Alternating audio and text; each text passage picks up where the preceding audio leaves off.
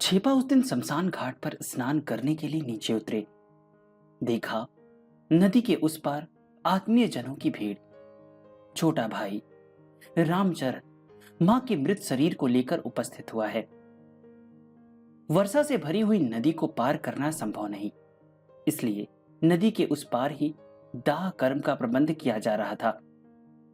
क्षण भर के लिए छेपा के अंतर में एक विचार आ गया। यह कैसी बात? जननी का दाह संस्कार तारा माई के सिद्ध पीठस्थ इस शमशान में संपन्न नहीं होगा? उनकी अस्थि इस पवित्र क्षेत्र में रक्षित नहीं होगी? वामाचरण बहुत उत्तेजित हो उठे और उनके भीतर का छेपा जाग उठा। निश्चय करने में देर नहीं लगी। जोर से बोल उठे, मां तारा, मेरी जननी को तुम्हारे इस शमशान में स्थान मिले। इतना कहने के साथ साथ वेगवती द्वारक नदी में कूद पड़े। जननी के शव को उन्हें इस पार सिद्ध पीठ में ले आना होगा। अर्थी के साथ जो लोग आए थे वे उस पार चिता में अग्नि संयोग के लिए उद्यत हो रहे थे, किंतु इसी समय उन्होंने छेपा को तैरकर इस पार आते देखा। उनके मन में आशंका होने लगी कि न मालूम छेपा कौन सा कांड कर बैठे। तेजी से तैरते हुए छेपा इस पार आ पहुंचे। मां के इस मृत शरीर का तुरंत चिता पर से उतार लिया और अविलंब उसे एक कपड़े से पीठ पर बांधकर नदी की धारा में कूद पड़े। शमशान में जो लोग आए हुए थे वे यह दृश्य देखकर भय एवं विस्मय से हक्का बक्का हो गए। उस दिन नदी के उत्ताल तरंगों में तैर कर नहीं, बल्कि तारा माई के नाम की नौका पर ही मानो छेपा उस बाढ़ से भरी हुई विक्षुब्ध नदी को पार कर गए। तारापीठ की पवित्र भूमि में माता के मृत शरीर को भस्मीभूत करने के बाद वह शांत हुए। मां का अंतिम संस्कार समाप्त हो गया। छेपा पहले की तरह शमशान में स्वेच्छा विचरण कर रहे हैं। आद्य श्राद्ध के केवल 2-3 दिन बाकी हैं। छोटे भाई रामाचरण को उन्होंने आदेश देते हुए कहा, देखो, मां का श्राद्ध जैसे तैसे नहीं कर लेना, कई गांवों को निमंत्रण देकर खिलाना। रामचरण चकित हो उठे। यह क्या कह रहे हैं? अर्थाभाव में बहुत कष्ट से उनके दिन बीत रहे हैं।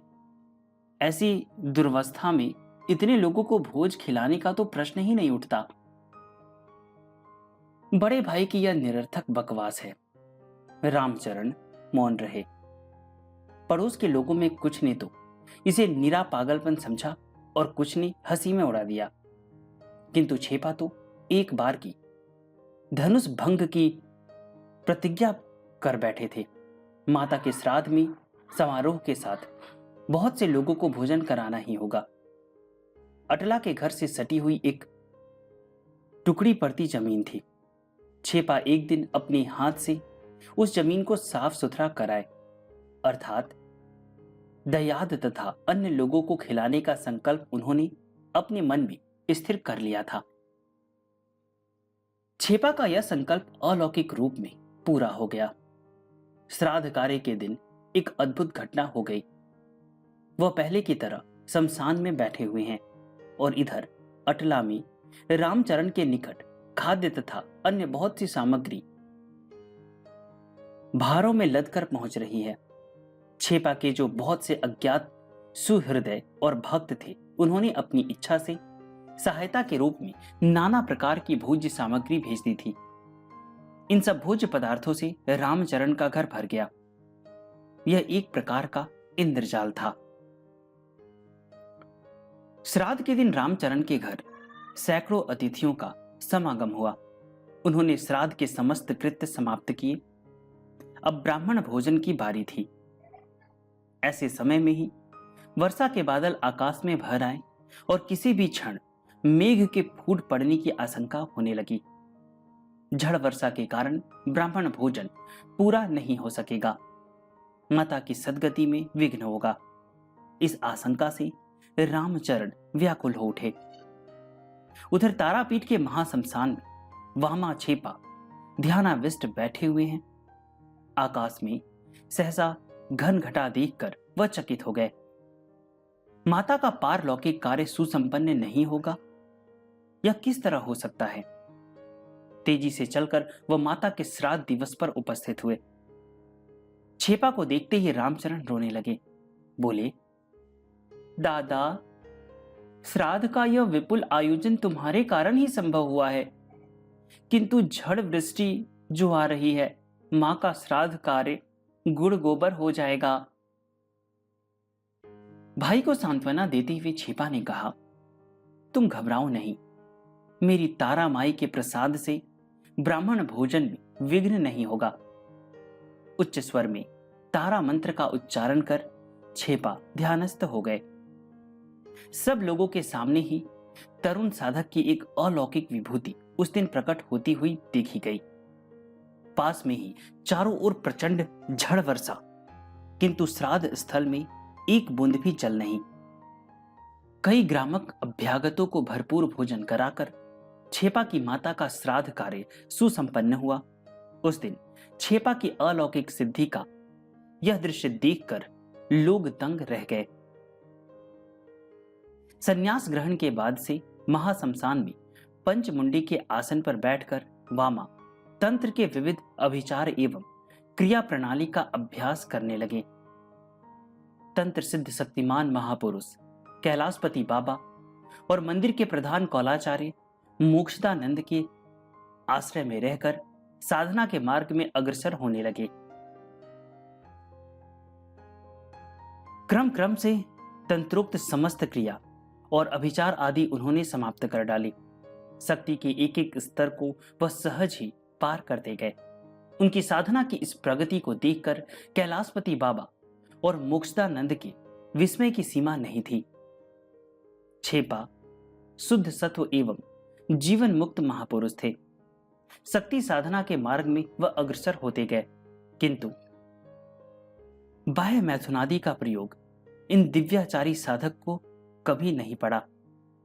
सिद्ध शरीर के अभ्यंतर में जो अमृतमय रसधारा संचारित हो रही थी, उससे ही उनको क्रियानुष्ठान में सहायता प्राप्त होती थी। छेपा को कहते सुना जाता था, तारा माई आश्चर्य भैरवी है। लोगों की भीड़ से बचने के लिए छेपा ने एक अद्भुत परिवेश की सृष्टि कर रखी थी। उनके आचार विचारहीन भीम भैरव आचरण के अंतराल में सदा छिपा रहता था एक परम दिव्य भाव एवं दिव्याचार। तारा ब्रह्ममयी का आसन उनके हृदय में चिरस्थायी था। जन्म जन्मांतर के सात्विक संस्कार के कारण महासाधक का जीवन एक अपूर्व महिमा से मंडित हो रहा था। वामा का कारण पान था, मानो कुल कुंडली में कारण हो, किंतु कारण के दास वह कभी नहीं हुए। भक्तों के सामने उपस्थित होने पर उसे ला देने के लिए वह कहते, इसके लिए कभी कभी व्यग्रता भी दिखलाते, किंतु प्रचुर मात्रा में पान करने पर भी कभी उनमें अणु मात्र भी भाव विकार नहीं देखा गया। वामा छेपा चिरकुमार ब्रह्मचारी थे। कभी बाह्य भैरवी ग्रहण करने की उन्हें आवश्यकता नहीं पड़ी। एक बार तारापीठ में एक भैरवी आ पहुंची। भैरवी तरुणी एवं रूपसी थी। छेपा के प्रति वह विशेष रूप से आकृष्ट हो गई और उन्हें वश में लाने के लिए नाना छलपूर्ण उपायों का अवलंबन करने लगी। एक दिन आधी रात में रमणी उनके कुटीर में एकांत में उपस्थित हुई और उनकी चरण सेवा करने लगी। छेपा चौंक उठे। इसके बाद दृढ़ स्वर में बोले, मां, मुझे भैरवी की आवश्यकता नहीं है। मेरे पास तुम्हारी वासना पूर्ण नहीं होगी। तुम यहां से चली जाओ। साधिका रमणी पूर्ववत वहां मौन बैठी रही। वहां से वह हटना नहीं चाहती थी। अब छेपा ने उग्र मूर्ति धारण की। रोष भरे हुए स्वर में चिल्लाकर बोले, ठहरो बेटी, मैं चिमटा लेकर आता हूं। रमणी उनकी इस रुद्र मूर्ति को देखकर भयभीत हो गई और उनके चरणों पर गिर पड़ी। कृपालु वामा के आशीर्वाद से इसके बाद उसके जीवन में रूपांतर हो गया।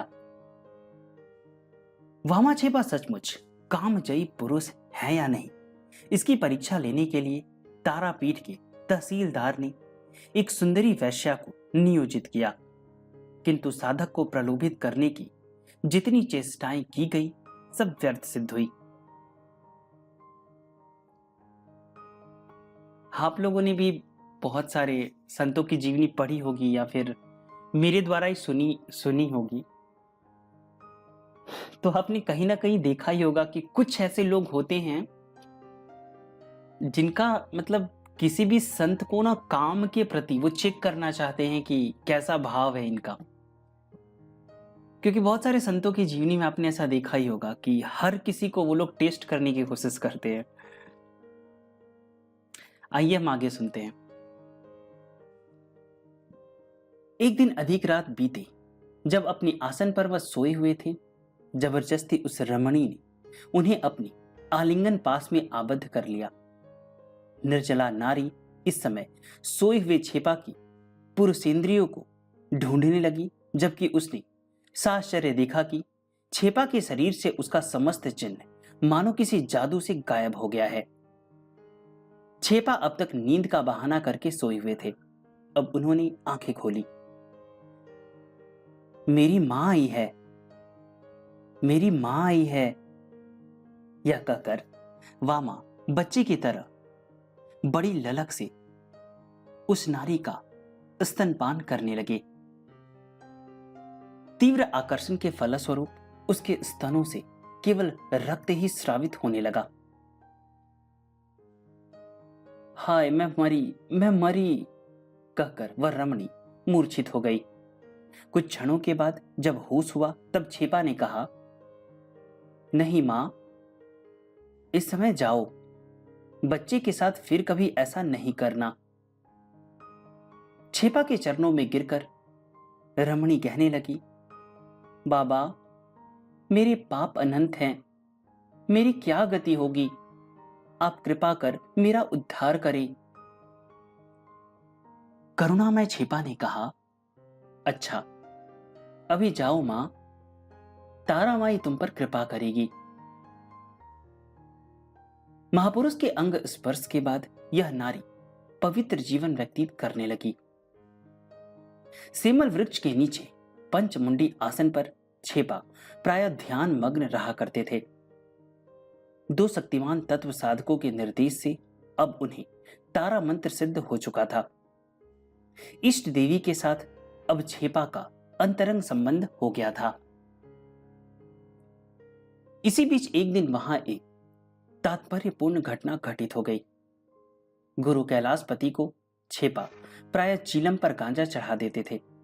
प्रतिदिन के अभ्यासानुसार कैलाशपति बाबा पहले अपनी इष्ट देवी को गांजा निवेदित करते थे, इसके बाद स्वयं उसे ग्रहण करते थे, फिर उनका प्रसाद पीते थे। उस दिन आदेशानुसार छेपा चीलम में गांजा भर ले आए। कैलाशपति आंखें मूंद कर इष्ट देवी का ध्यान करते हुए उसे निवेदित कर रहे हैं। इसी समय छेपा निश्चिंत भाव से चीलम लेकर स्वयं पीने लगे। यह कैसी बात? कैलाशपति चकित हो उठे। एक निष्ठ शिष्य छेपा इस प्रकार मर्यादा का उल्लंघन करेगा, यह सर्वथा असंभव है। उसके इस विपरीत आचरण का कारण क्या है, यह जानने के लिए वह उसी समय ध्यानस्थ हो गए। ध्यान दृष्टि के सामने उन्होंने देखा, गुरु को यह समझने में देर नहीं लगी कि जो बीजारोपण उन्होंने किया था, आज उसने वनस्पति के रूप में पूर्ण परिणति प्राप्त की है। इसके बाद मन ही मन क्षण भर विचार किया, यह बात सोचने की है। सिद्ध कौल साधक दो महापुरुष के एक शक्तिपीठ में रहने का प्रयोजन क्या है? इसके सिवा शक्तिधर छेपा की साधना अब उसके अपने मार्ग से ही चले। गुरु शिष्य अब एक स्थान पर क्यों रहेंगे? अपने चेहरे पर आत्मसंतोष का हास्य भाव प्रकट करते हुए कैलाशपति ने केवल इतना ही कहा, भाई, अब तुम्हें ही यहां का भार अपने ऊपर लेकर रखना होगा। मैं अब यहां से चला।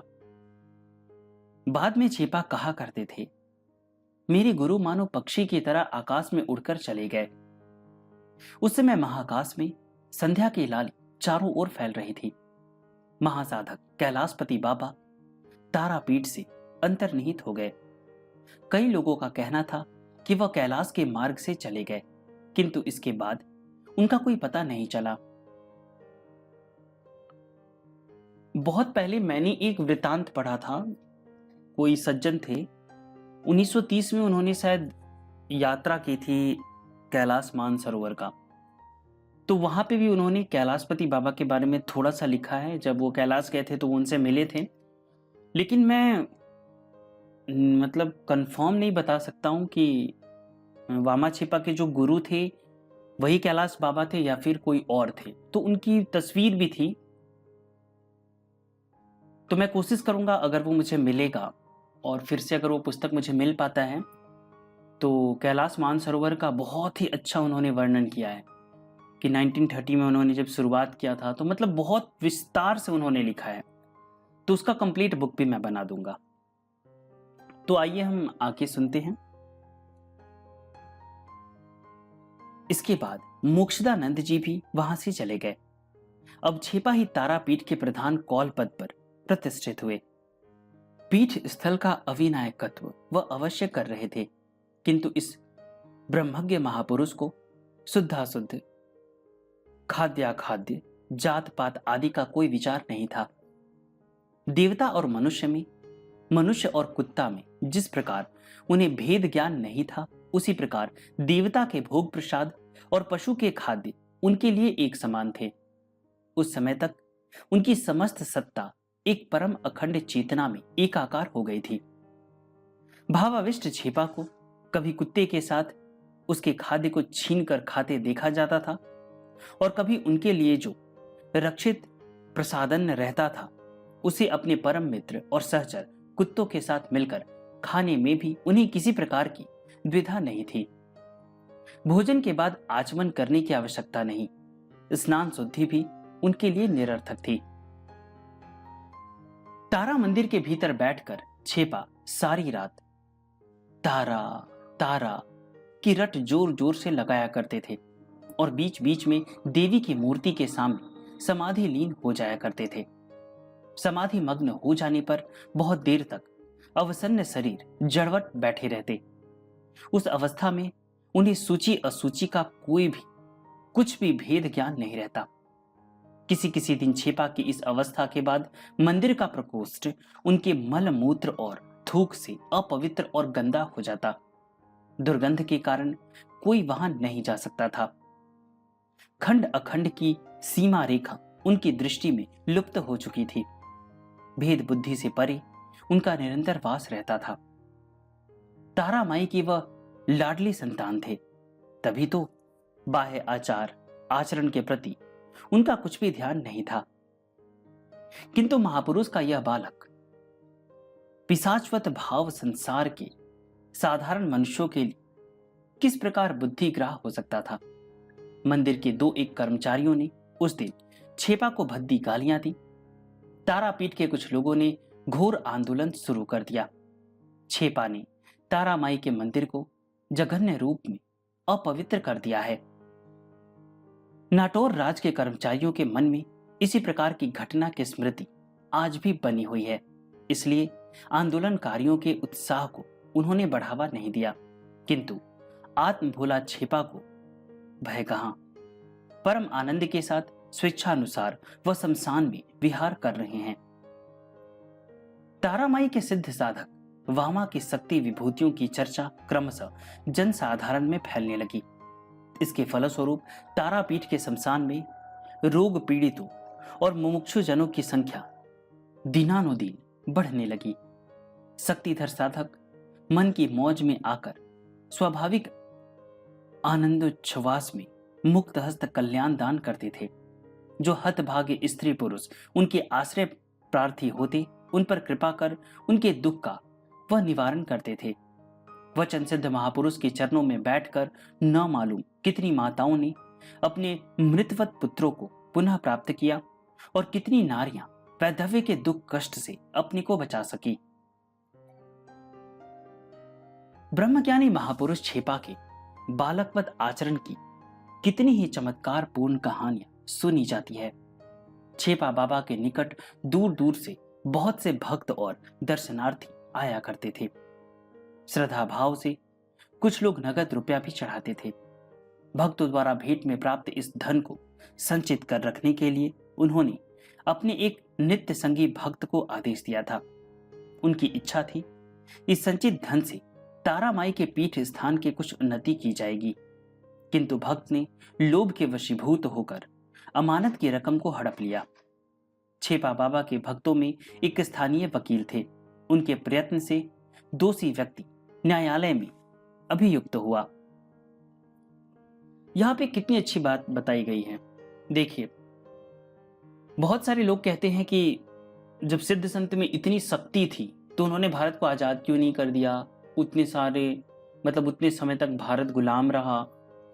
तो देखिए यहाँ पे एक छोटा सा बात कि वामाछेपा तारामाई के प्रिय पुत्र थे। मतलब किसी ने उन्हें पीटा था तो माँ तारा को कष्ट हुआ और उन्होंने रानी के सपने में आके उन्होंने ऐसे सब कुछ बातें बताई। पहले एपिसोड में मैं बता चुका हूं, अगर आप लोगों ने नहीं सुना तो फिर से सुनिएगा और एक जीवनी को 2, 3, 4 बार सुनिए, आपको बहुत सारी चीजें समझ में आएंगी। तो मैं यही कहना चाहता हूं कि उन्हें किसी ने उनको मारा था तो तारामाई को कष्ट हुआ था और यहाँ पे किसी ने उनका पैसा हड़प लिया। तो इनके पास तो इतनी सारी शक्ति थी, ये चुटकी बजाते और सब कुछ हो जाता, लेकिन इन्होंने क्यों नहीं किया। तो देखिए यहाँ पे बहुत सारे कर्म के भी सिद्धांत हैं और जिस काम को साधारण इंसान कर सकते हैं, भगवान को क्यों परेशान करना। मतलब तारामाई तो उनको गुस्सा आ जाता तो ये जिस भक्त ने पैसा हड़पा था कितना बड़ा विनाश हो जाता उसका।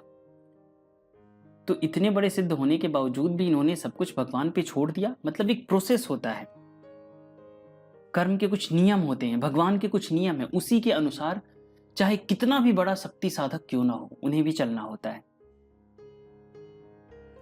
आगे आपकी मर्जी, आप जो भी सोचना चाहें। तो आइए हम जीवनी पे आते हैं। न्यायालय पदाधिकारी छेपा बाबा के प्रति श्रद्धालु थे। वह कड़ाई के साथ मामले की जांच करने लगे। एक दिन जबरदस्ती छेपा स्वयं हाकिम के सामने आ उपस्थित हुए। करुण स्वर में कहने लगे, भाई तुम इसे इस बार छोड़ दो।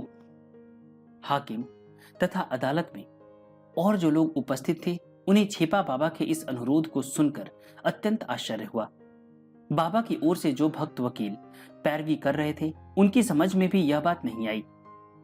अदालत की ओर से छेपा से प्रश्न किया गया कि वह अभियुक्त की रिहाई क्यों चाहते हैं। छेपा ने उत्तर दिया, यदि कैदी को सजा मिलेगी तो मेरे लिए सिद्धि और कारण कौन तैयार करके देगा। यह कहने की आवश्यकता नहीं कि छेपा के अति आग्रह और भक्त वकील के प्रयत्न से अभियुक्त रिहा हो गया। छेपा के कोलो भूलो कुत्तों के साथ उनका चोर सहचर भी पहले की ही तरह रहने लगा। रामपुर हाट के डॉक्टर हरिचरण बनर्जी छेपा के भक्त थे। एक दिन वह व्यग्र होकर घर लौट रहे थे। उनकी पालकी जब तारापीठ के निकट पहुंची, उससे उतरकर वह बाबा को प्रणाम करने गए। छेपा उनसे बार बार कहने लगे, तारापीठ में विश्राम करके घर जाना, रास्ते में बहुत कड़ी धूप है, अन्यथा बहुत कष्ट होगा। आगंतुक के प्रति इस दिन बाबा का स्नेह मानो उमड़ पड़ा था। डॉक्टर बाबू को आओ भगत में उस दिन बाबा ने कोई कोर कसर नहीं होने दी। छेपा के जो संगी भक्त वहां थे उन्हें उनके इस आचरण पर बड़ा आश्चर्य हुआ। जो सब प्रकार के सांसारिक विषयों के प्रति अनासक्त हैं, उनके द्वारा इस प्रकार का लौकिक अनुरोध सचमुच आश्चर्यजनक प्रतीत होता था। डॉक्टर बाबू भी कुछ चौंक उठे थे। घर पर उनकी कन्या डिप्थीरिया रोग से बीमार थी। देरी नहीं कर सकते थे, शीघ्र घर लौट चलना आवश्यक था। छेपा उनकी पालकी के पीछे पीछे चल रहे हैं और उनसे बार बार भोजन करके जाने का आग्रह कर रहे हैं। अपने भक्त को उस दिन वह भोजन के लिए रोक कर नहीं रख सके। इसका छेपा को बड़ा दुख था।